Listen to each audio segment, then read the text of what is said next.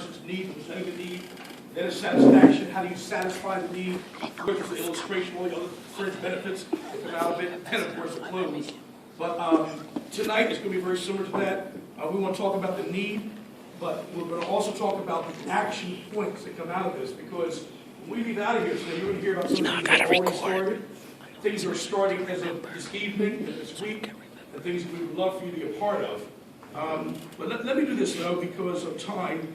I'm excited about this because with the things that took place with us in our campaign, and knowing the hard work that was put into, knowing the amount of knocking on the doors, knowing the amount of individuals that committed to vote for us, knowing the amount of mail-in ballots that we had, the provisional ballots, and then seeing the number that came in, we knew that there was obvious some kind of voter fraud. We did some things on our end. We actually sent out teams, not representing necessarily We Love Camden, but just individuals surveying the community. They went out as, we call them concerned Camden residents, concerned citizens of Camden, knocking on doors, doing surveys. Did you vote? Yes, no. Who'd you vote for? And the majority of people didn't have a problem telling you. So they would be open and honest. And they weren't doing it towards us. They were doing it towards individuals to get a good feel for what the numbers were. Something's wrong if you look at a particular voting booth and they say that there is, 126 votes that you got out of Camden, but yet we have 300 to 400 sworn statements of saying they went in there and voted.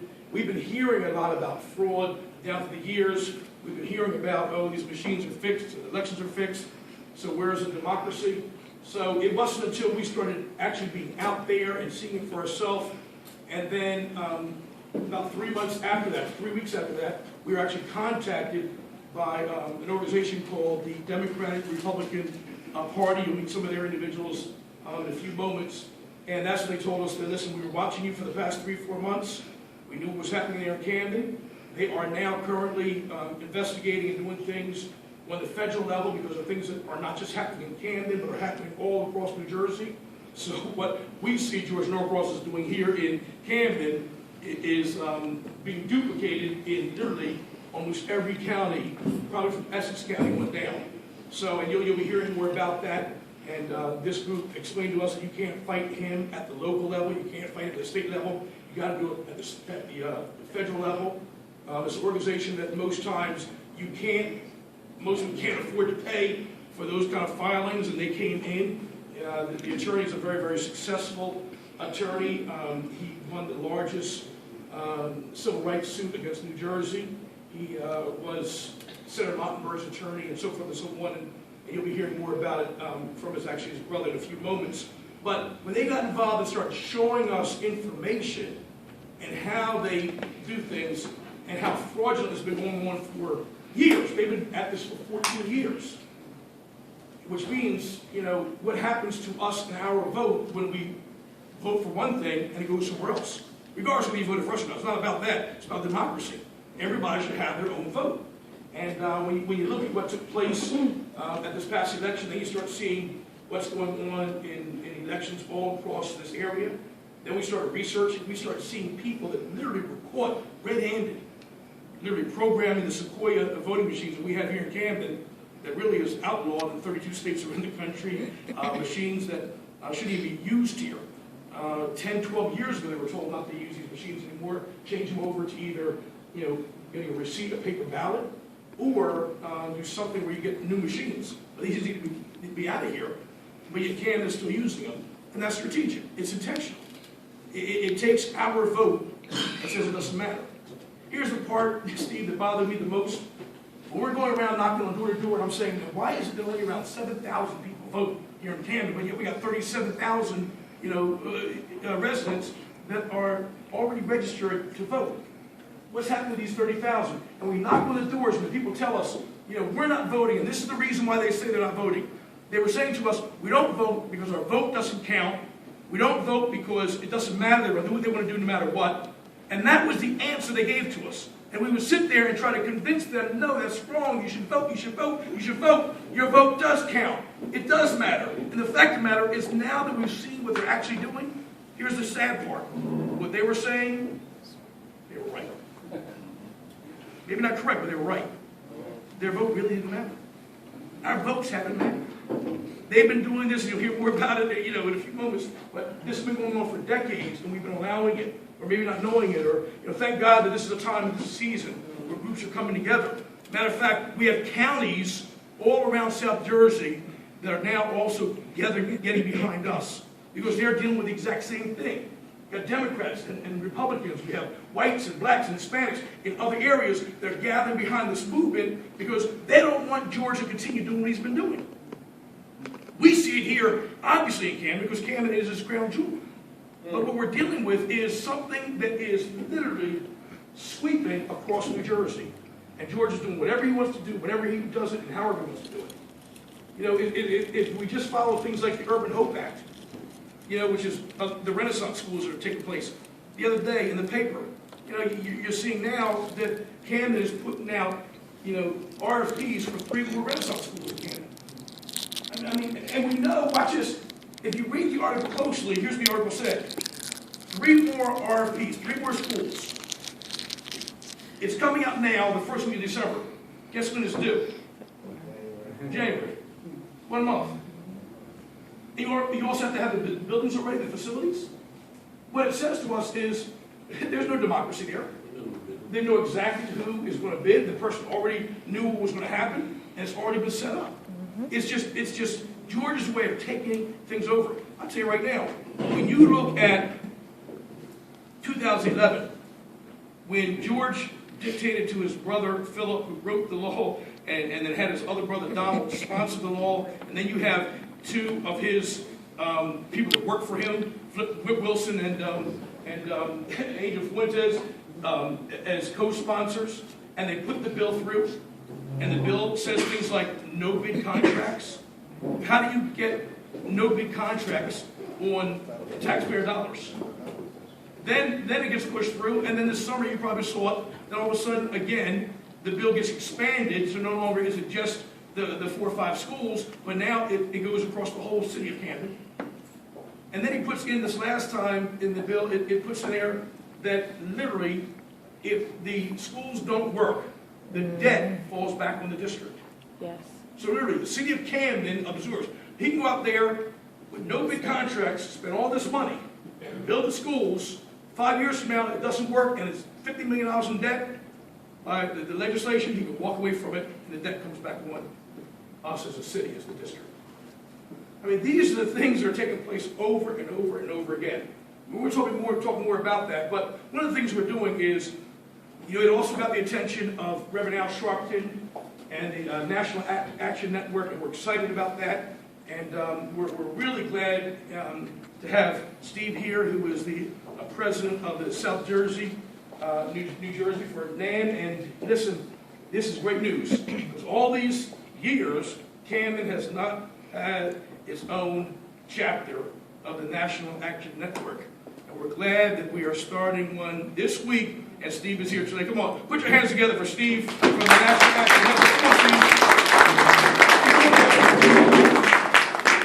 Steve, take a few moments and share with everybody what's going to happen to us. See, these are action points. You're going to hear, more about need throughout the evening and what's going on, but these are action points. Action points are things like the National Action Network, bringing Al Sharpton here, bringing all that focus, the attention, the national spotlight here on the problem. We've communicated with them over and over again. They spoke to Reverend Sharpton about it. We were down there with you and Reverend Sharpton 2 weeks ago in Atlantic City. Reverend Sharpton just raved over you, told me for, 2 decades or 3 decades you guys have been out there fighting together. Reverend Al said these guys went to jail together, they vacation together, they do everything together. But he understands what's been happening here in Camden, and Reverend Sharpton's about this injustice. So see, talk about what's going on, what NAN is bringing to the city of Camden and this new chapter. First, good evening, everyone. My name is Steve Young. I'm the president of the National Action Network South Jersey chapter, which we have chapters all over the country. Reverend Sharpton has been going on, and you've seen him on MSNBC, you listen to him at 6 o'clock, you listen to him. But Reverend Sharpton has grown really a lot lately. And he's connected with the President of the United States when it comes to voting rights, when it comes to civil rights. All of those rights that the NAACP and other organizations have been doing, Well, the National Action Network is called National Action Network, but that's what we do. We take action. So if you're going to call us, don't call us to talk about it. We're about being about it. So that's why we're here today. And we're very, what's going on in Camden is going on in Atlantic City. And you know Atlantic City has all the billions. It's the engine for economics for the entire state. And what you're going through with the school system, identical in Atlantic City.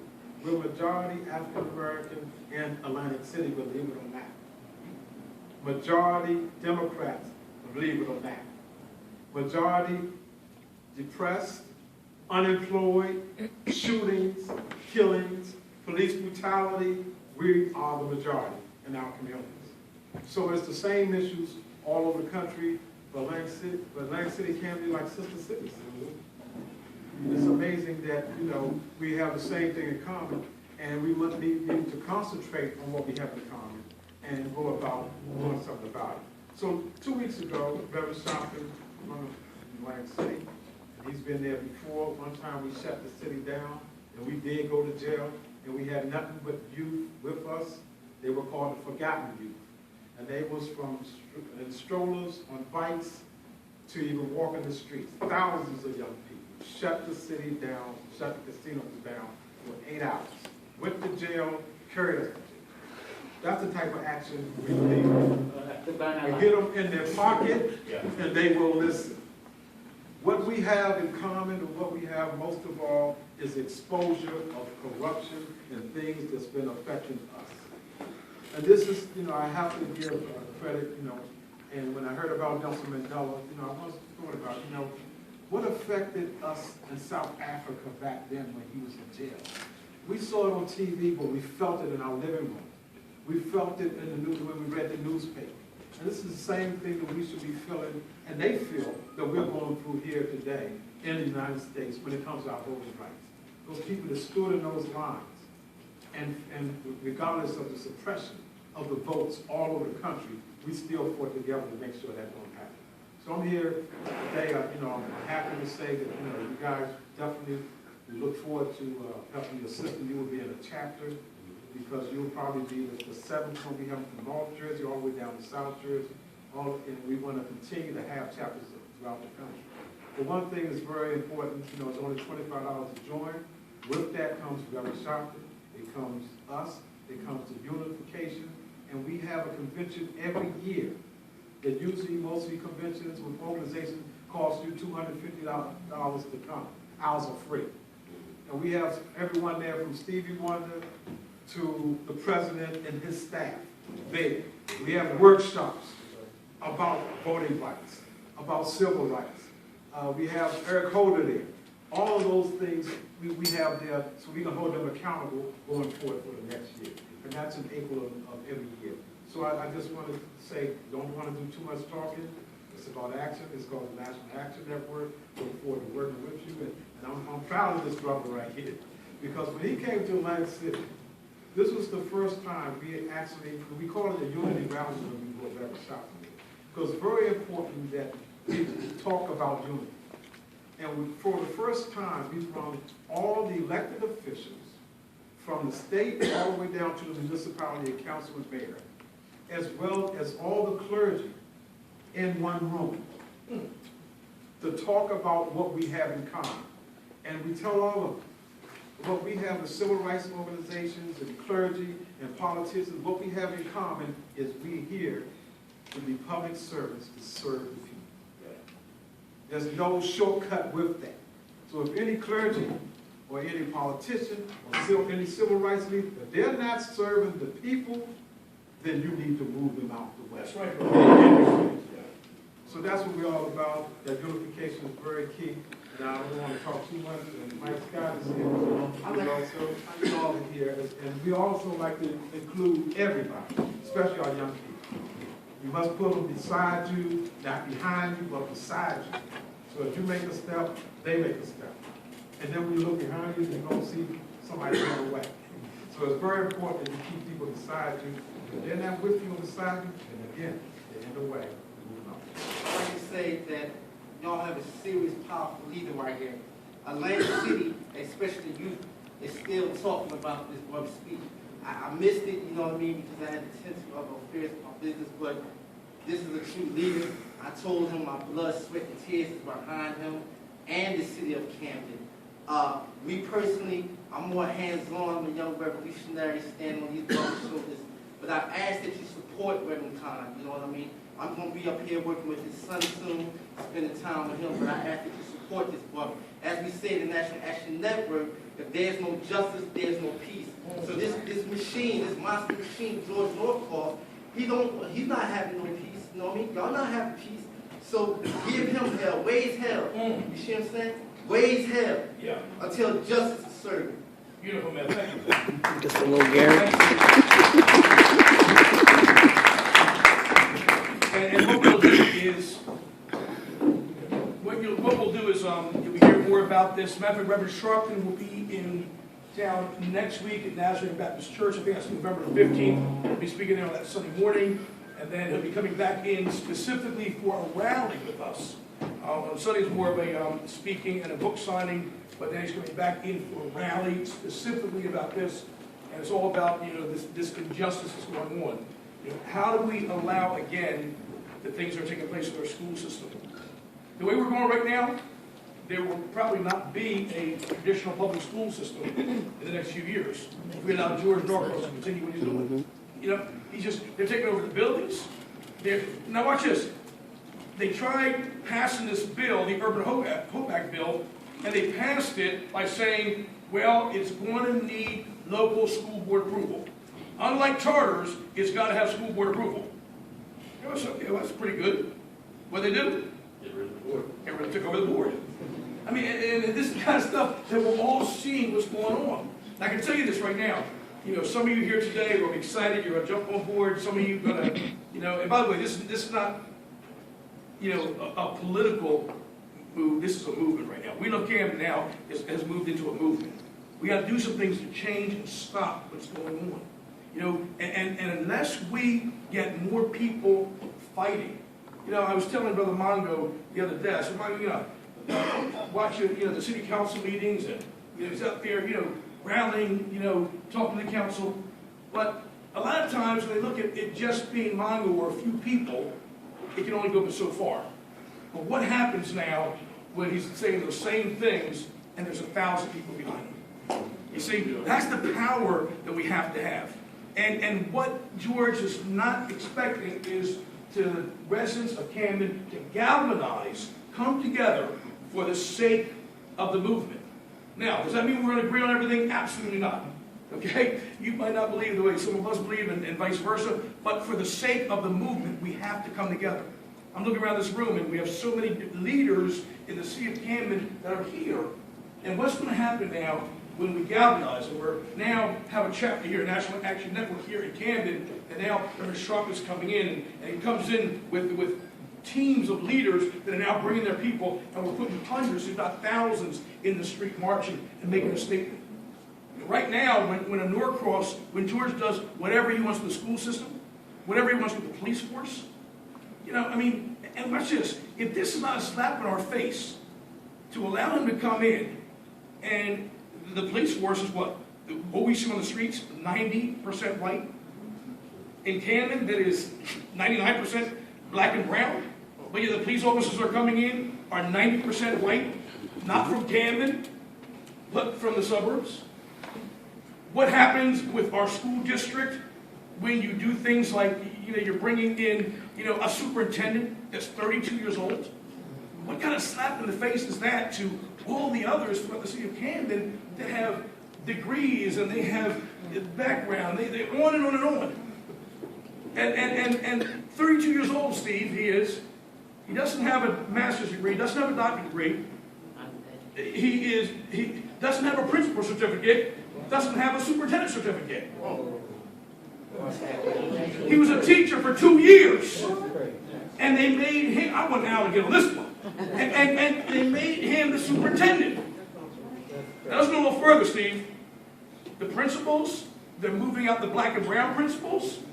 They're bringing in, Hatch has a 28-year-old young girl from Princeton, New Jersey. Who sits in her office. She's scared. Because she's Exactly. Well, I heard a fourth grader already beat her up a couple weeks ago. But, you know, and you're dealing with, listen, she has no respect from the teachers and no respect from the students. Why is he there?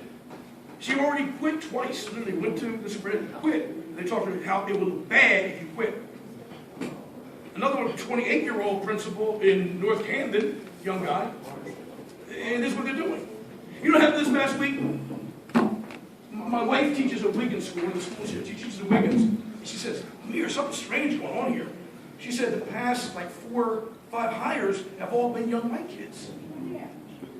So I said, are you serious? She said, yeah, right at Wiggins. So I called up, I don't mention names, everybody got in trouble last time. I called up Board of Education, some people there, and they said, do you think that's bad? You should try coming here too. Front and Cooper. From Cooper. The exact words to me were, out of the past 50 hires, it was 49 white, 1 black. And you know what the person said to me?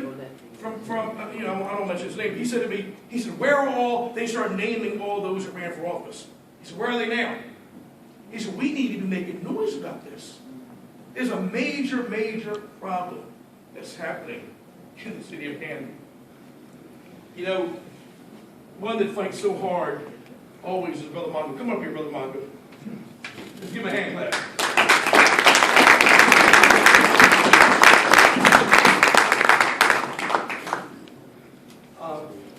I want you, just because I know what's been going on with the police force. You know, a lot of us have talked about the police force. I know we have different things we're going to talk about tonight.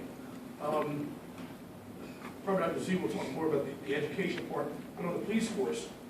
When the county took over the police force, put this slide on the police force just real quick. I'll show you something. Brent, put the slide for the police force. Okay.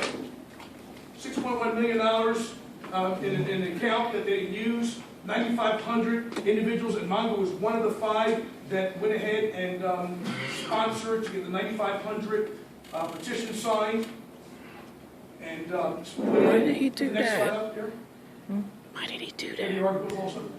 Look at the article here. Watch this. Here's an article that says, Camden petition opposing the county police force plan blocking error rules the appellate court. So let's just talk about that right there for a second. Is that highlighted at all, the piece that was in there? Is that up there? He messed up my video. Can you read that for me?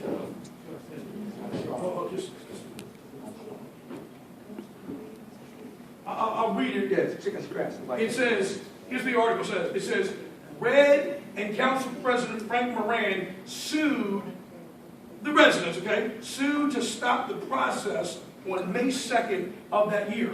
So here, Mongo and 4 others of the team, you can read it later, come on, and 4 others of the team, 5 sponsors gathered, watch this, 9,500 residents signed a petition asking for democracy. All they asked for was, let's put it to vote.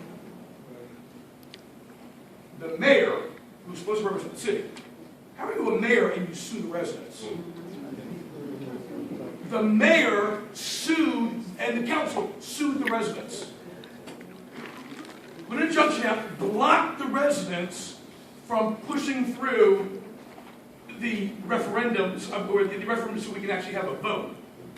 And instead put the injunction out there and blocked it. Now what judge in their right mind would approve that? Judges are supposed to know the law, right? One paid for it, but guess what? The judge approves it. The judge says, what you're doing, Mongo and others, is illegal. I mean, what you're doing is not right. He pushes it through, and the county takes over the police force.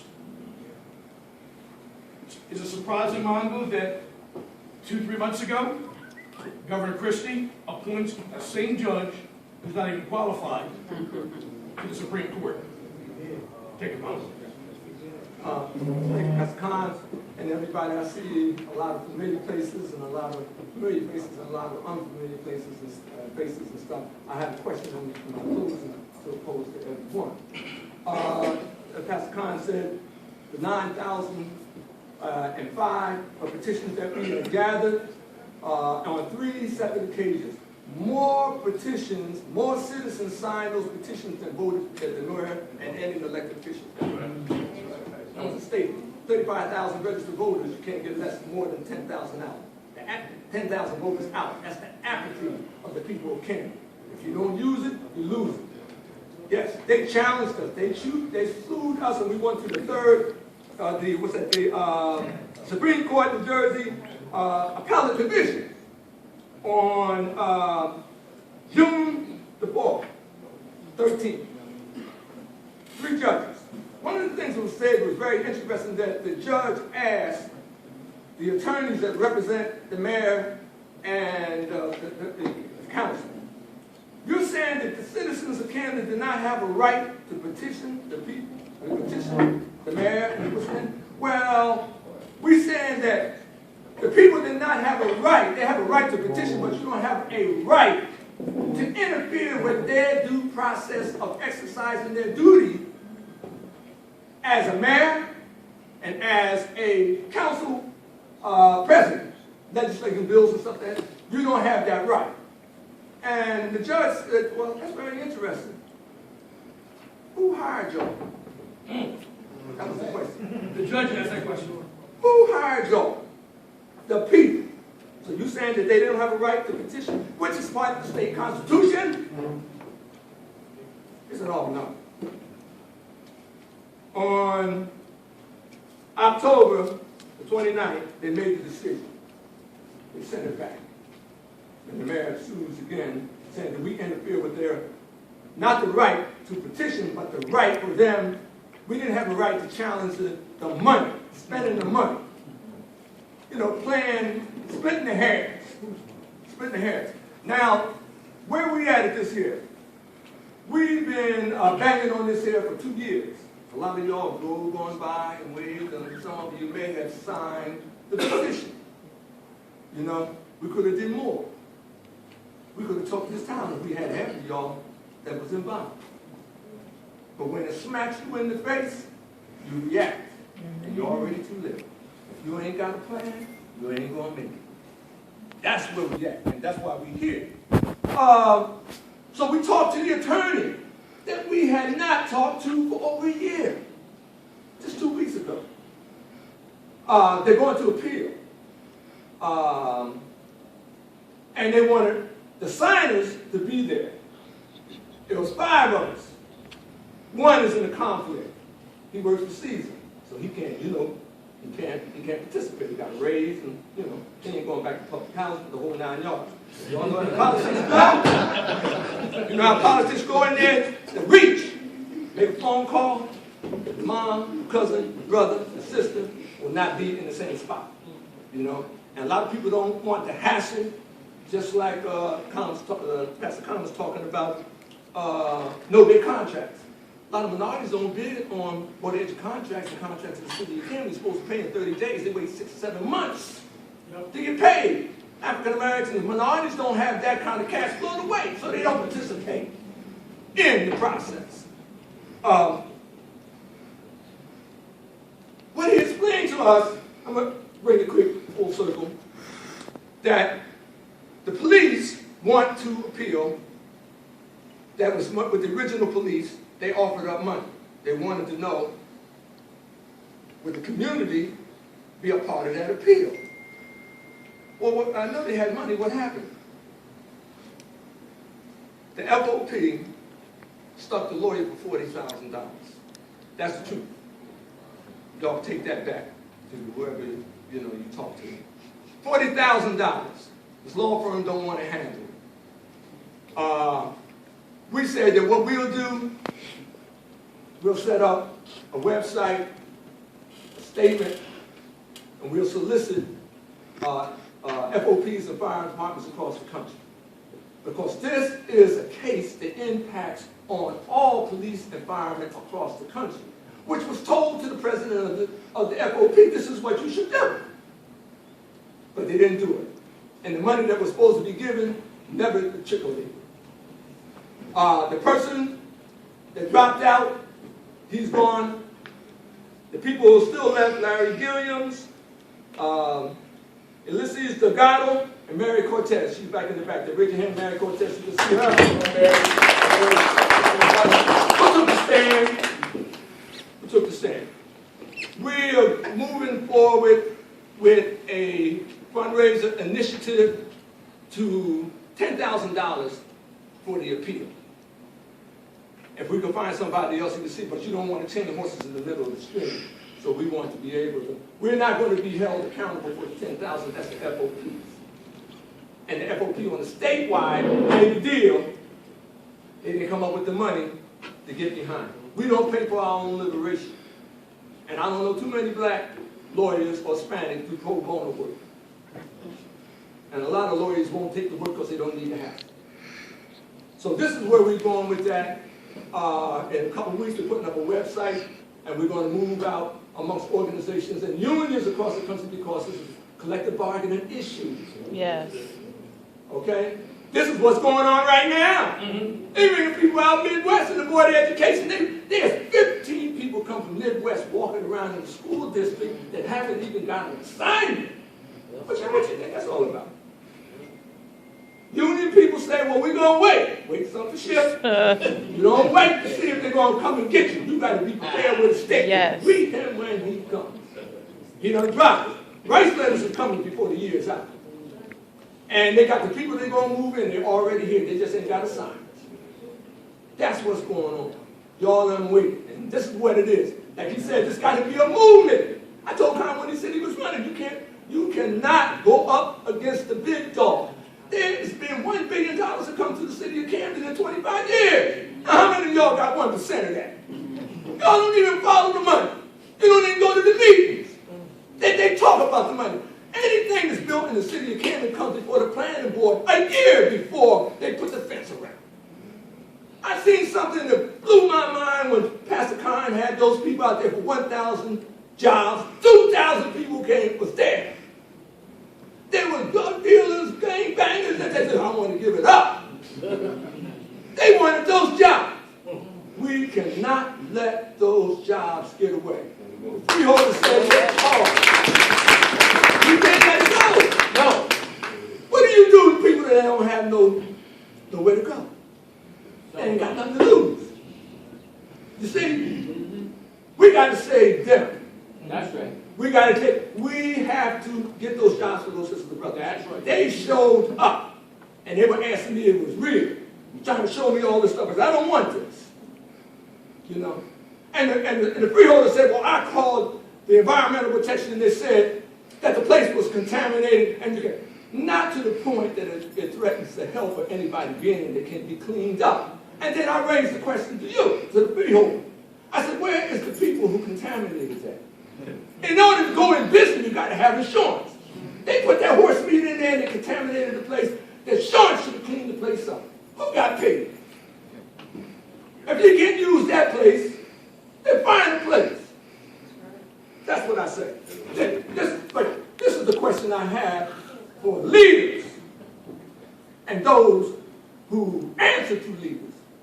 Leaders, where are you leading us, and how can our folks stay on this earth? Ask them that. And if you got the answer, tell me right here.